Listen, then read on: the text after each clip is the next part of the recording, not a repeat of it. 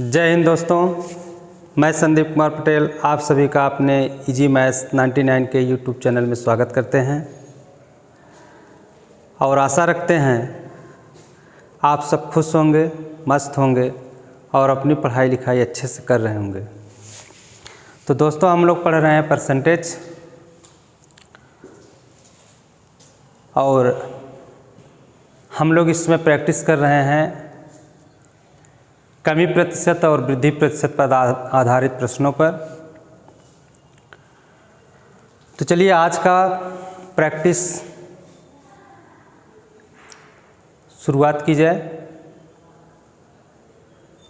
और आज का क्वेश्चन हल करने से पहले भी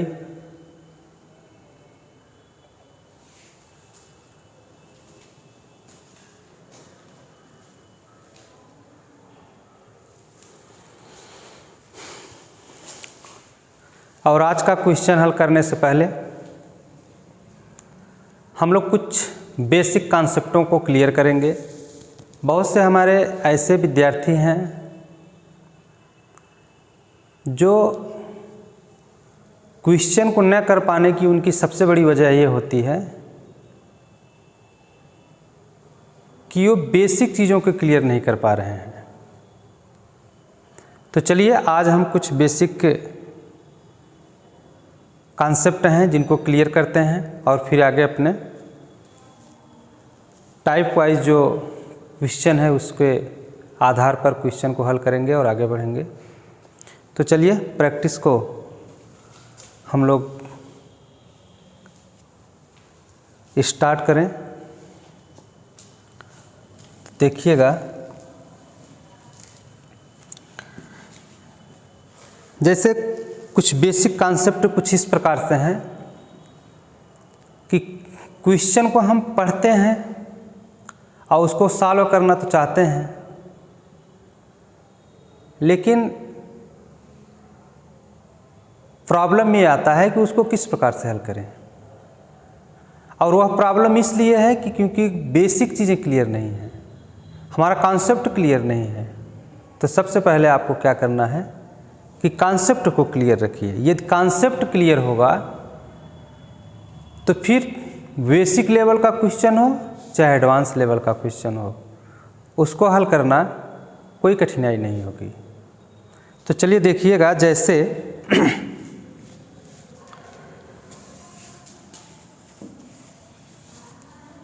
यदि कोई वस्तु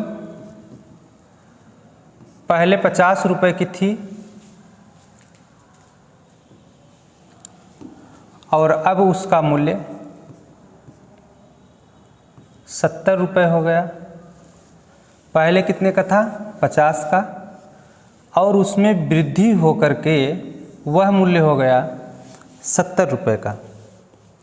तो क्वेश्चन यहाँ पे बनता है कि वस्तु के मूल्य में कितने प्रतिशत की वृद्धि हुई।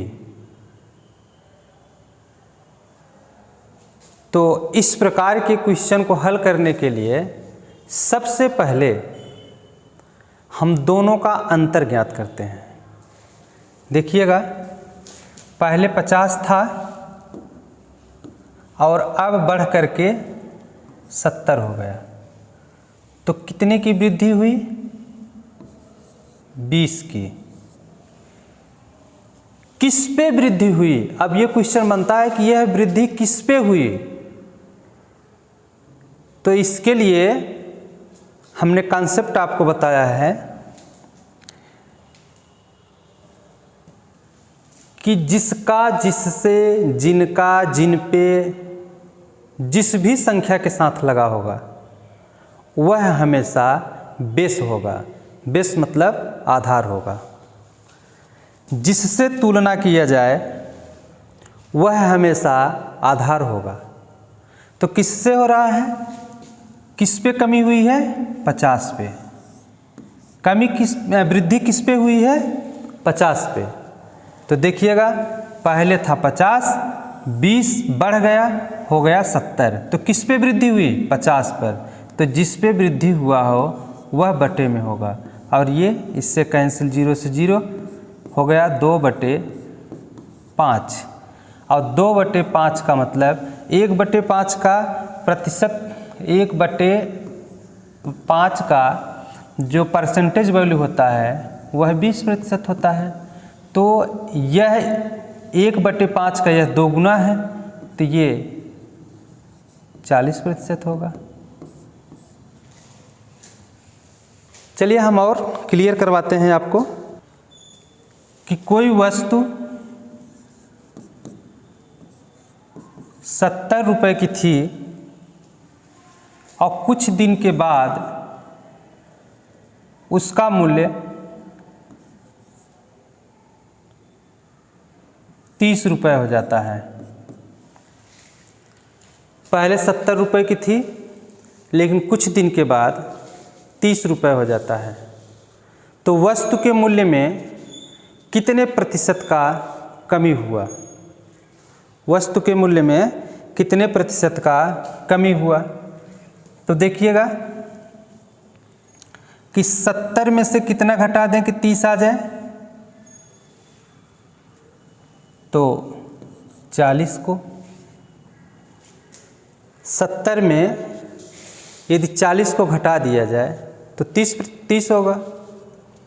क्वेश्चन है कि कितने प्रतिशत की कमी हुआ, तो कमी किस पे हुआ? 70 पे, तो 40 के बटे 70 और ये 0 से 0 कैंसिल और ये हो गया 4/7 और 1/7 का प्रतिशत वैल्यू होता है। आप फ्रैक्शन और परसेंटेज का प्रैक्टिस जो हमने करवाया, यदि उसको आप उस वीडियो को देखे होंगे तो निश्चित तौर पे आपको पता होगा कि 1/7 का प्रतिशत वैल्यू होता है 14 सही 2/7%। तो ये इसी में हम लोग 1/7 का यदि मान रख दें तो ये हो जाएगा 4 गुणे 1/7। एकदम आराम से समझिएगा, पूरी तरीके से एकदम समझा के आपको सिखाएंगे। बस आप लोग अपना नोट्स तैयार करते चलिए और जब भी देखने के लिए वीडियो बैठें तो प्रयास रहे कि आपके पास पेन और कॉपी ज़रूर हो। तो देखिएगा 4 गुणे इसका मान रख देंगे 14 सही 2/7% और 4 का गुणा 14 में भी करेंगे और 2 में भी करेंगे, तो ये हो जाएगा 14 चौका 56 और 4 का गुणा 2 में कर देंगे तो 4 दूना 8 के बटे 7। और एक चीज़ हमने आपको पिछले वीडियो में बता चुके हैं कि किसी भी भिन्न का अंश हर से ज़्यादा नहीं होना चाहिए। यदि हर से ज़्यादा है तो वह भिन्न शुद्ध रूप में नहीं है। उसको शुद्ध रूप में लाने के लिए उसको उसके सरलतम रूप में लिखा जाता है। तो देखिएगा, तो हम लोग क्या करेंगे, यहाँ पे 56 और 7 से 8 में भाग दे देंगे तो 7 × 1 = 7 और 1 शेष बचेगा बटे 7, तो 56 × 1 = 57 सही 1/7%। तो आशा रखते हैं कि आप लोगों को ये कॉन्सेप्ट अच्छी तरीके से समझ में आ रहा होगा। चलिए हम आपके यदि ज़रा सा भी थोड़ा सा भी और सस्पेंशन बना हुआ है तो आपके उस सस्पेंशन को हम दूर करते हैं और कुछ एग्जाम्पल को और लेते हैं। तो देखा जाए, जैसे यदि किसी दुकान पे आप गए और दुकानदार ने आपको किसी टी शर्ट का मूल्य 200 रुपये बताया और फिर कुछ दिन के बाद आप उसी दुकान पे जाते हैं और दुकानदार ने उसी टी शर्ट का मूल्य 250 रुपये बताता है, उसी टी शर्ट का मूल्य 250 रुपये बताता है। तो अब आप बताइए कि उस टी शर्ट के मूल्य में कितने प्रतिशत की वृद्धि हुई। तो सबसे पहले तो आप ये देखेंगे कि टी शर्ट के मूल्य में कितने रुपए की वृद्धि हुई है। तो यहाँ पे मिला कि टी शर्ट के मूल्य में 50 रुपये की वृद्धि हुई है। अब आपका क्वेश्चन बनना चाहिए कि वृद्धि किस पे हुई है। तो वृद्धि 200 पे हुई है। तो बटे हम क्या लिख देंगे, जिस पे, जिसका, जिससे, वो हमेशा बटे होगा।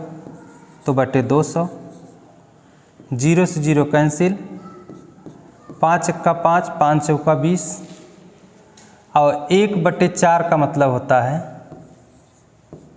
25%।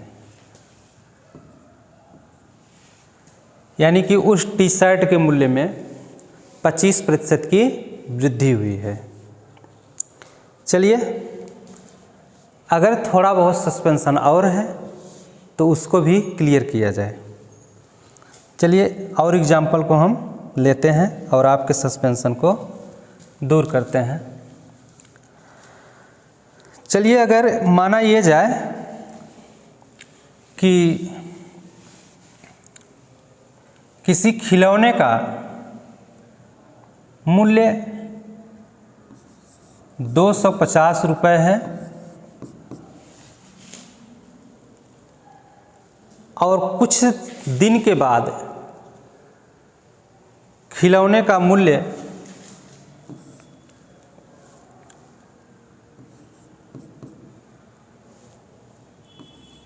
280 रुपये हो जाता है। कुछ समय के बाद, यानी कि जब दोबारा कुछ दिन के बाद आप उस खिलौने को खरीदने के लिए दुकान पर जाते हैं तो दुकानदार ने उसी खिलौने का दाम आपको 280 रुपये बताता है। तो अब आप सोचिए कि उस खिलौने के मूल्य में कितने प्रतिशत की वृद्धि हुई। देखिए, गणित पूरी तरीके से तर्क पे निर्धारित है और गणित हमेशा हमारे साथ है।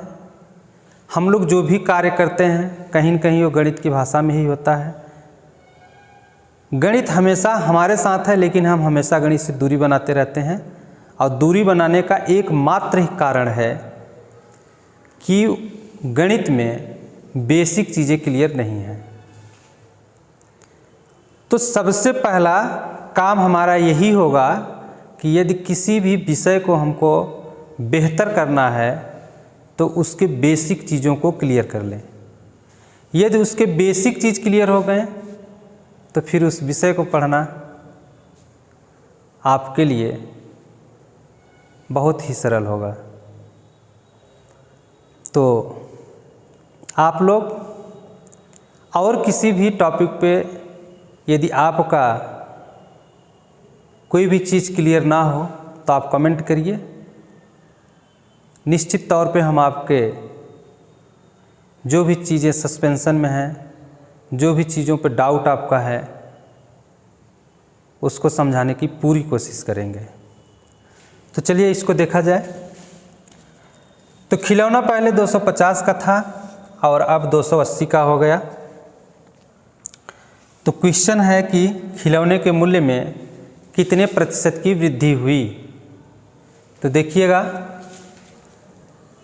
पहले तो हम देख लें कि कितने रुपए की वृद्धि हुई है। तो 250 से बढ़ कर के 280 हो गया, यानी कि 30 रुपए की वृद्धि हो गई। जब खिलौने के मूल्य में 30 रुपए की वृद्धि हुई तो हमारे मन में ये क्वेश्चन बनना चाहिए कि यह वृद्धि किस पे हुआ है। तो ये वृद्धि हुआ 250 पे। 250 पे वृद्धि होकर के 30 रुपया, 250 पे 30 की वृद्धि होकर के 280 हुआ। तो वृद्धि किस पे हुई? 250 पे। तो हम लोग जिस पे, जिसका, जिससे हमेशा कहाँ रखते हैं? बटे में, यानी बेस रखते हैं। जिससे तुलना की जाए वह हमेशा बेस होगा। बेस का मतलब आधार।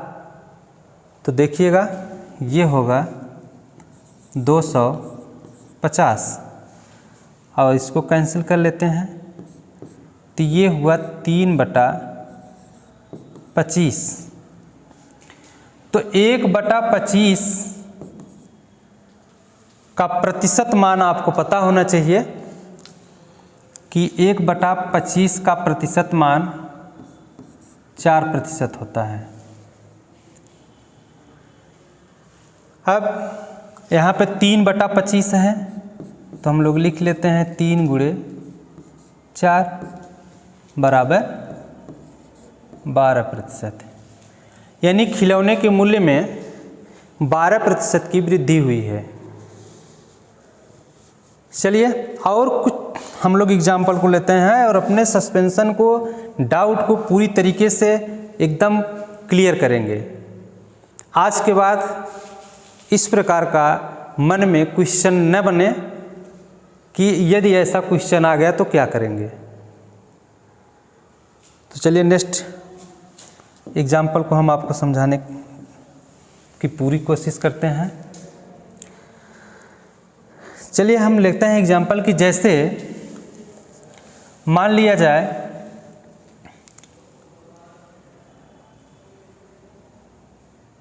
कि राम कोई टेस्ट देता है और वह अपने पहले टेस्ट में 500 अंक प्राप्त किया।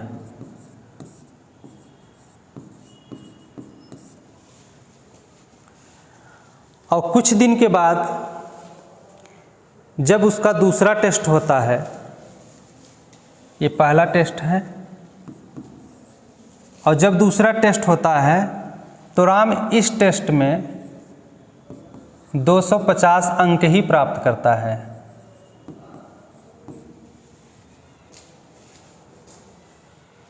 तो अब ये क्वेश्चन है कि राम पहले के अपेक्षा अब कितना प्रतिशत कम अंक को प्राप्त किया। तो सबसे पहले देखा जाए कि इसने कितना कम अंक को प्राप्त किया। तो 500 में से 250 को घटा देंगे तो 250। अब किस पे अंक वह कम प्राप्त किया। पहले 500 था, 500 पे वह 250 अंक कम प्राप्त किया। किस पे? 500 पे। तो बटे 500।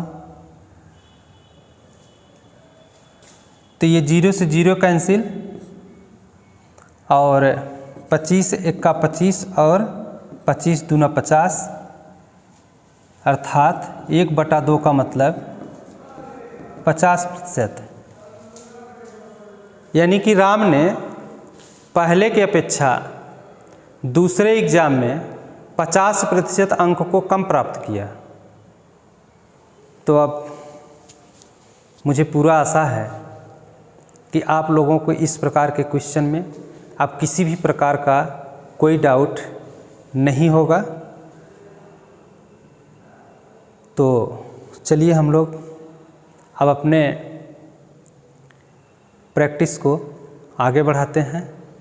यदि कोई समस्या है, कोई दिक्कत है, आप पर भी कोई डाउट आपके बचा है तो आप कमेंट करिए। निश्चित तौर पे हम फिर से आपको समझाने का पूरा कोशिश करेंगे।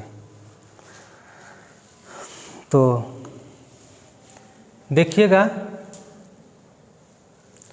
जैसे एक पहला क्वेश्चन है और जो अभी हम लोगों ने एग्जाम्पल को ले करके आपको समझाने का हमने जो कोशिश किया, उसी के आधार पे ये क्वेश्चन है। क्वेश्चन है कि किसी वस्तु का दाम 70 रुपये से बढ़कर या 70 रुपये से बढ़ाकर 90 रुपये कर दिया गया। किसी वस्तु का दाम 70 रुपये से बढ़ाकर 90 रुपये कर दिया गया। बताइए वस्तु के मूल्य में कितने प्रतिशत की वृद्धि हुई। बताइए वस्तु के मूल्य में कितने प्रतिशत की वृद्धि हुई। तो पहले 70 रुपये था और अब 90 रुपये हो गया। तो क्वेश्चन कह रहा है कि बताइए कि कितने प्रतिशत की वृद्धि हुई। तो सबसे पहले इस टाइप के क्वेश्चन को हल करने के लिए हम लोग अंतर को ज्ञात करते हैं। तो कितना अंतर हुआ, पहले 70 था, 20 की वृद्धि हो गई तो अब हो गया 90। वृद्धि किस पे हुई, क्वेश्चन होगा कि वृद्धि किस पे हुई, तो आपका जवाब होगा कि वृद्धि 70 पे हुआ।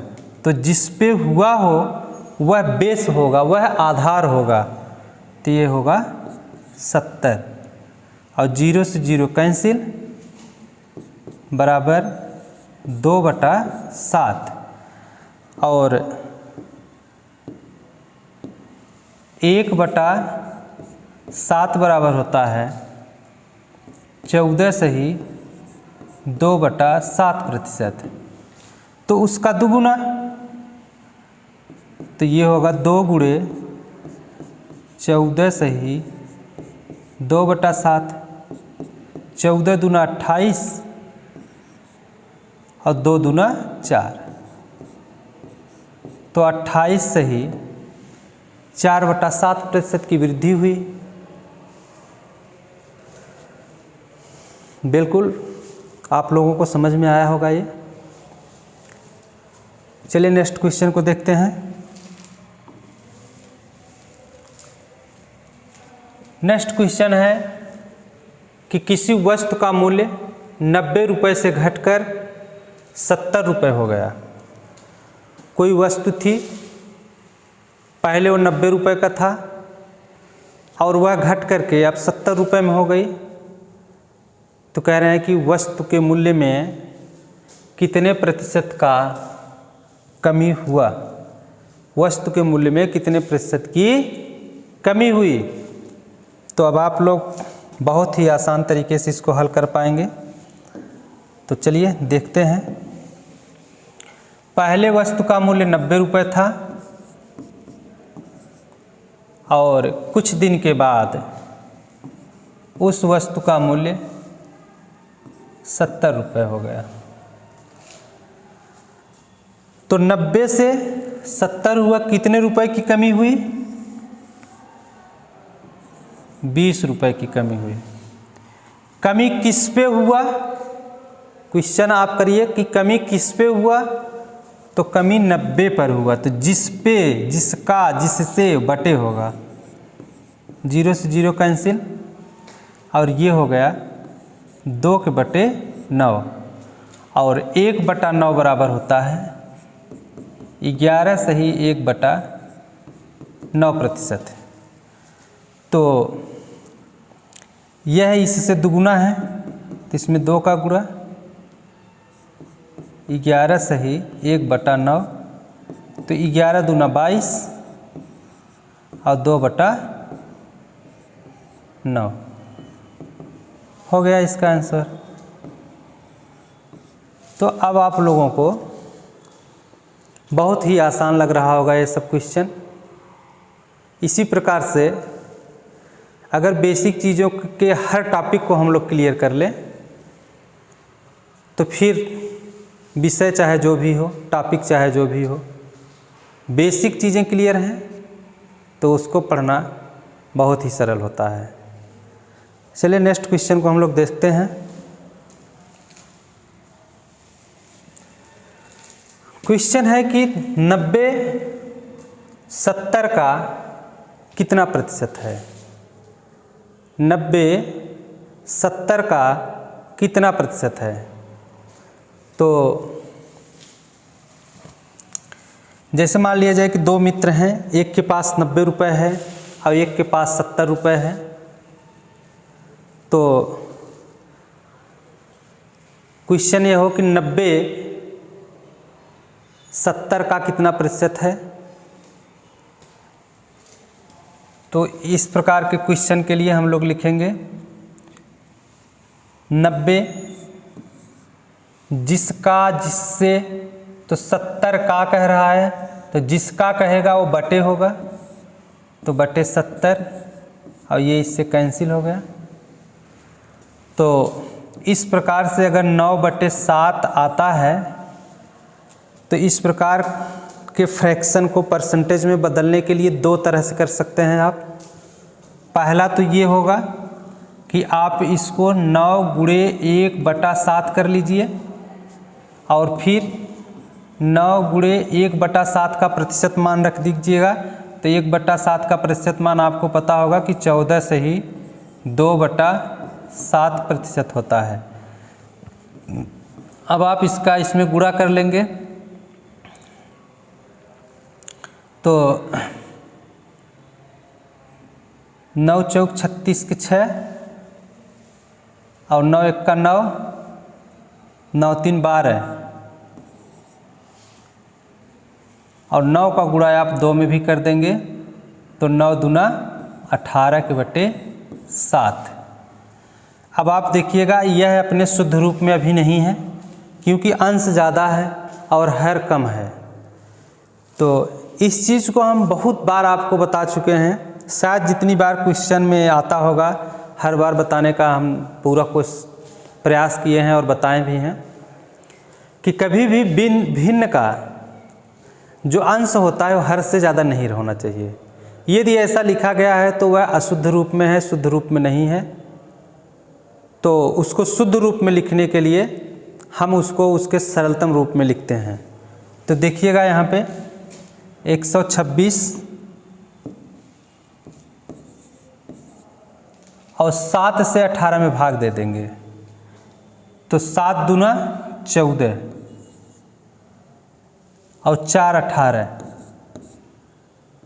बटे 7। देखिए 7 दूना 14, 4 18 और ये यहाँ पे प्लस का निशान रहेगा। ये प्लस क्यों हो जाता है इसको भी आप लोग देख लीजिए क्योंकि हमने पिछले वीडियो में बनाया है। तो कुछ हमारे भाई ऐसे भी होंगे जो पिछला वीडियो नहीं देखे होंगे और यहाँ पे सोच रहे होंगे कि ये प्लस का चिन्ह कैसे लग जाता है। तो इसको देख लीजिए क्योंकि हमने अपने पिछले वीडियो में आप लोगों को सिखाया था कि किसी भी परिमेय संख्या को उसको अलग अलग रूप में किस प्रकार से लिख सकते हैं।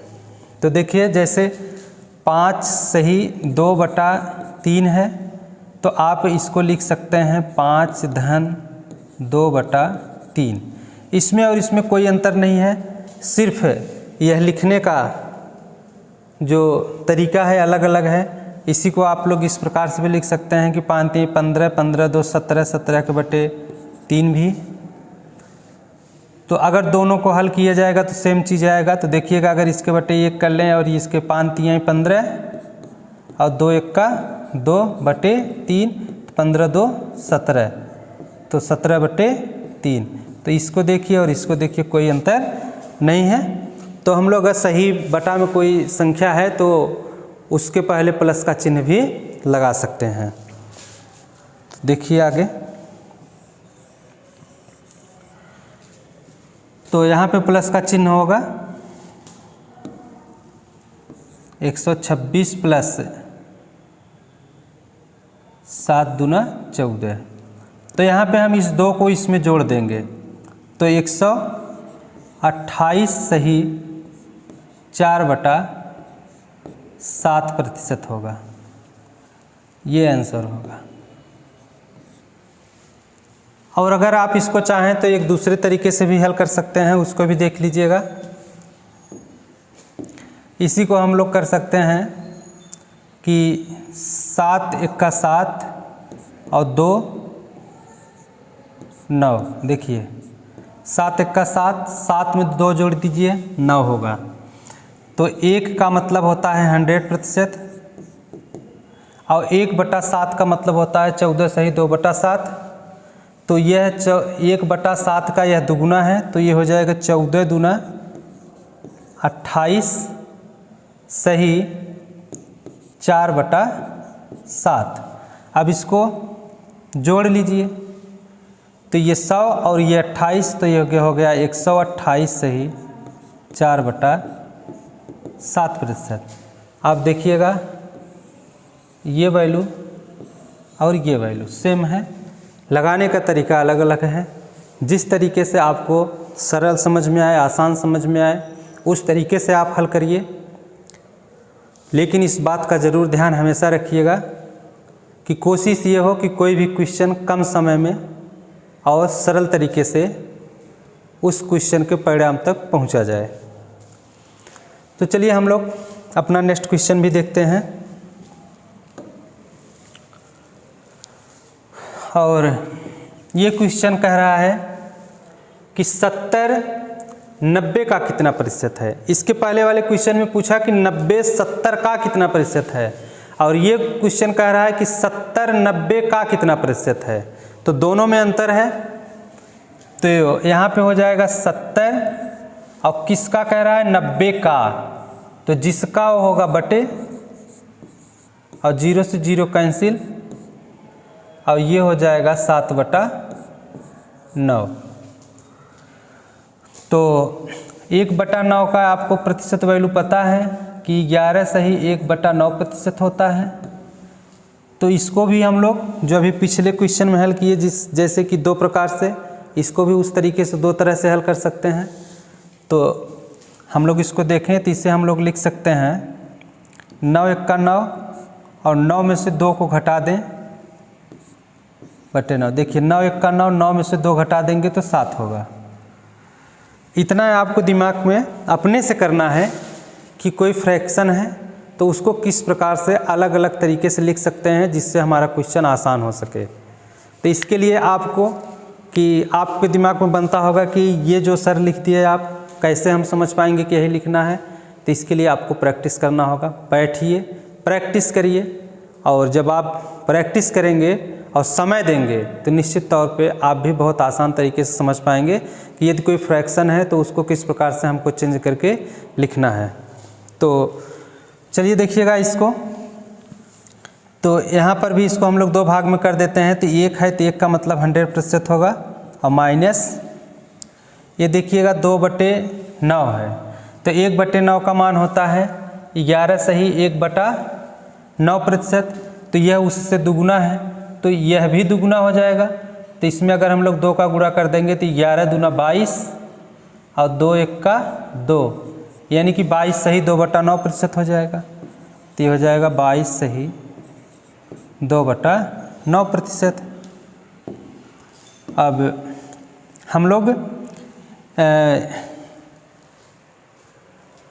पिछले वीडियो में एक चीज़ सीखे हैं कि किसी भी पूर्णांक नंबर में से जब किसी मिश्र नंबर को घटाया जाता है तो कैसे घटाते हैं। एक बार हम फिर से आपको याद दिला देना चाहते हैं। उस तो देखिएगा, जैसे अगर 10 माइनस 3 सही 5/7 है, तो इसको सरल करने के लिए आपको केवल इतना करना है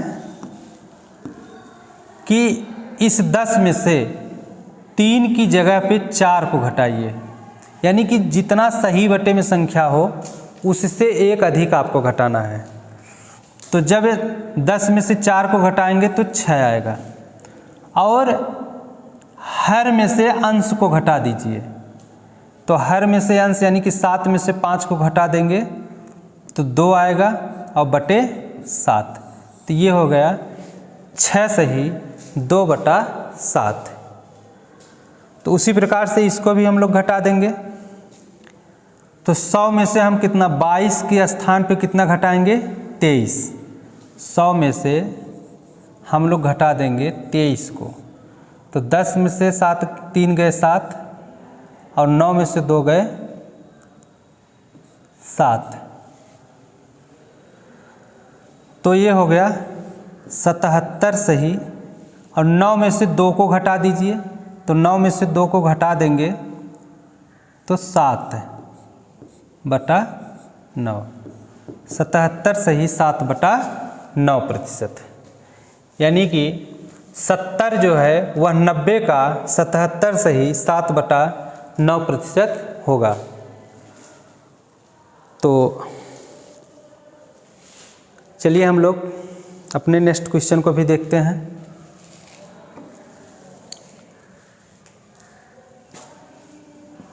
ये क्वेश्चन कह रहा है कि रोहन ने पहले टेस्ट में 400 अंक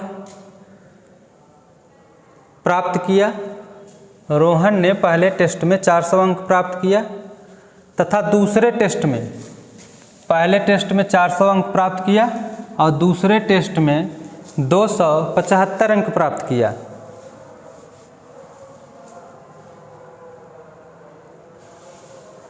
रोहन पहले टेस्ट की अपेक्षा कितना प्रतिशत अंक कम प्राप्त किया? तो देखा जाए, रोहन पहले प्राप्त करता है 400 नंबर और पुनः जब एग्जाम होता है, परीक्षा होता है टेस्ट, तो उसमें 275 अंक प्राप्त करता है।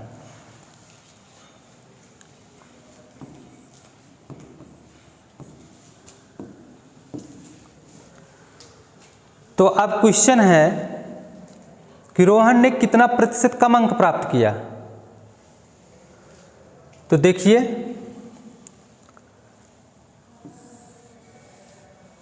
हमने बताया कि इस टाइप के क्वेश्चन हल करने के लिए सबसे पहले दोनों वैल्यू जो दिए गए हों उनका अंतर ज्ञात कर लीजिए।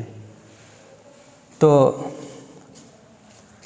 400 में से 275 को आप घटा लीजिए, तो 5, 2 और 1, यानी कि आ गया आपका 125। पहले अंक वह प्राप्त करता था 400, अब अंक प्राप्त कर रहा है 275। कितने अंक कमी आ गई? 125 अंक की। किस पे? 400 पे। पहले 400 था, 400 पे अब 125 अंक कम प्राप्त करता है, तो बटे हो जाएगा 400।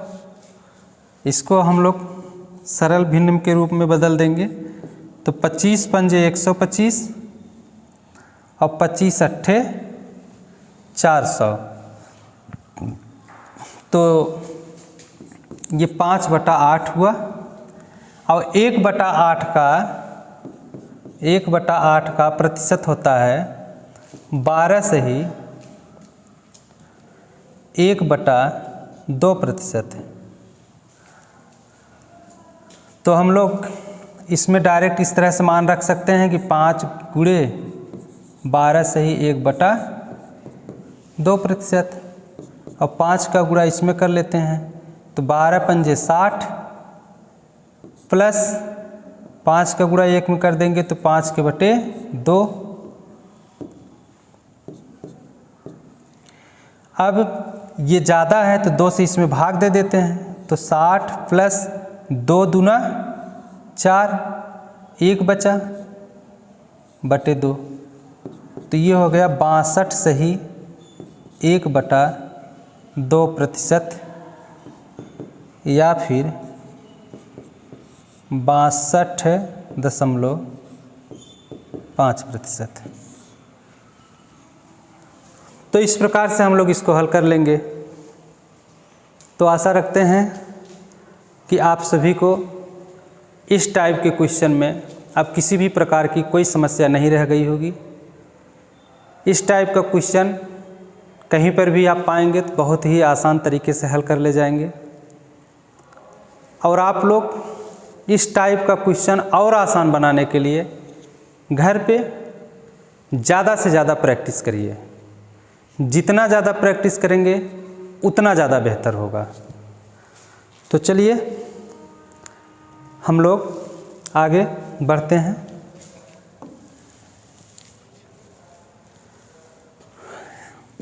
क्वेश्चन है कि एक पुस्तक का क्रय मूल्य 60% बढ़ जाता है। एक ग्राहक को खपत में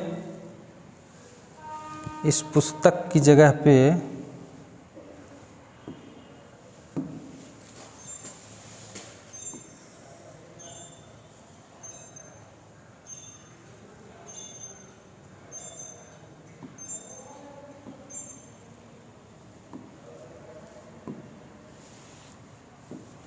हम लोग वस्तु लिख लेते हैं।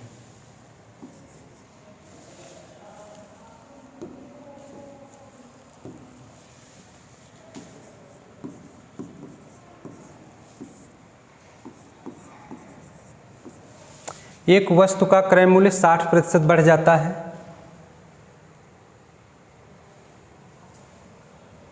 एक वस्तु का क्रय मूल्य 60% बढ़ जाता है।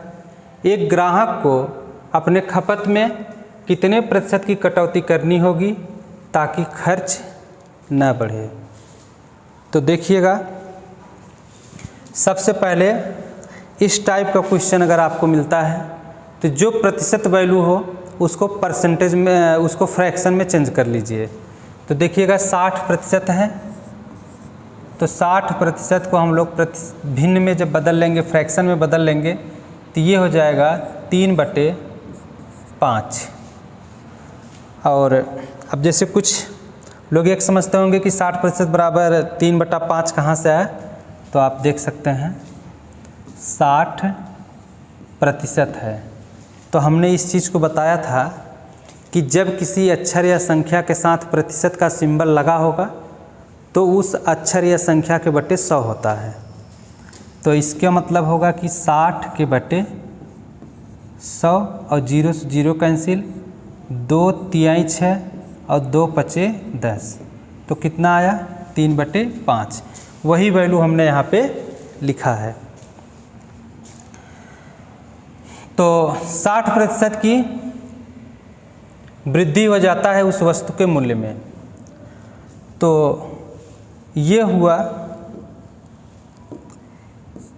इनिशियल प्राइस,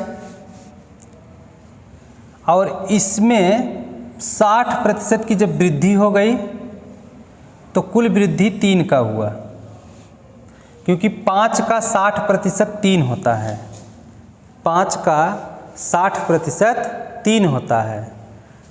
तो जब हम 5 में 3 जोड़ देंगे तो इस इनिशियल प्राइस में, यानी कि वास्तविक मूल्य में, उसके 60% की वृद्धि हो जाएगी। तो इसका प्राइस हो जाएगा 8। इसे हम लोग फाइनल प्राइस कह सकते हैं या न्यू प्राइस कह सकते हैं।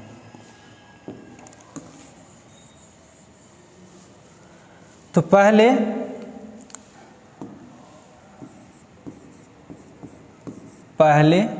और अब, पहले वस्तु का मूल्य 5 रुपया था। यहाँ पे आप मूल्य लिख सकते हैं।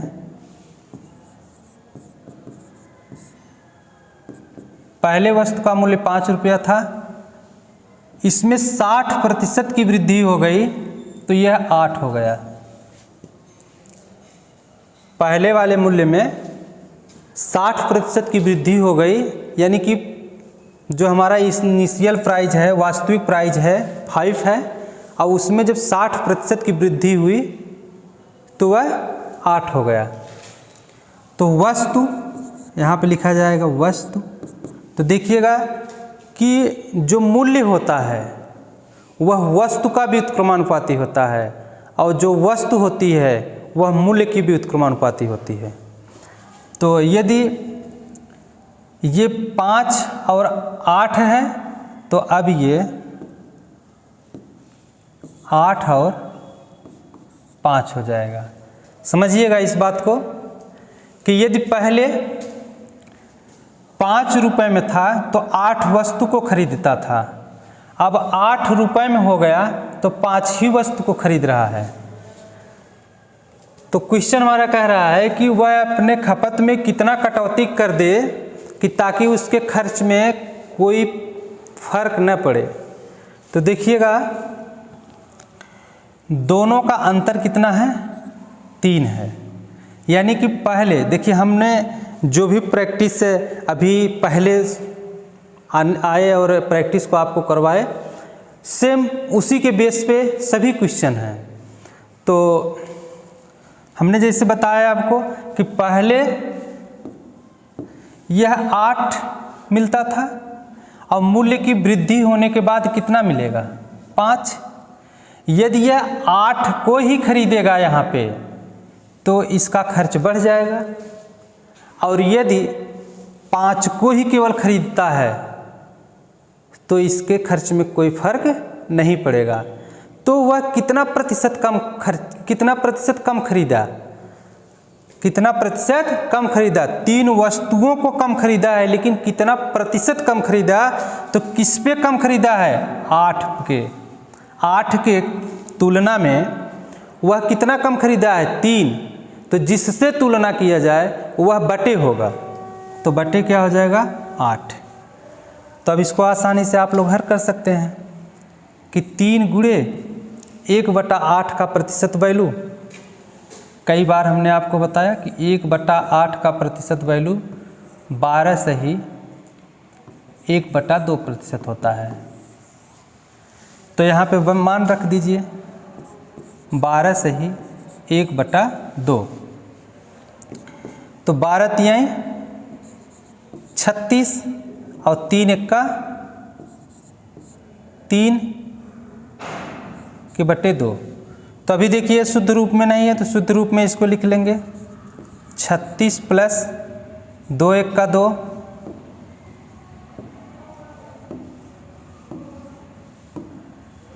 और 2 एक्का 2, 1 शेष बचेगा 1/2। देखिए 2 एक्का 2, 1 3, तो ये हो गया 37 सही 1/2%। यानी कि उसने अपने खपत में 37 सही 1/2% की अगर कमी कर देगा तो उसके खर्च में कोई फर्क नहीं पड़ेगा। तो आशा रखते हैं कि आप सभी को अच्छे से समझ में आ रहा होगा। तो आज के लिए बस इतना। अब मिलते हैं नेक्स्ट वीडियो में, इसी के आगे सिलसिला जारी रखेंगे। तो नेक्स्ट वीडियो में मुलाकात होगी। आप लोग प्रैक्टिस करते रहिए, अपना नोट्स बनाते रहिए। निश्चित तौर पे आप लोग इतना विश्वास मान के चलिएगा, भरोसा रखिएगा कि मैं अपने इस चैनल के माध्यम से मैथ के कंप्लीट सिलेबस को पढ़ाऊँगा। बस आप लोगों से मुझे केवल चाहिए कि यदि वीडियो पसंद आ रहा हो, अच्छा लग रहा हो तो लाइक करें, सब्सक्राइब करें, लोगों के बीच में शेयर करें। धन्यवाद।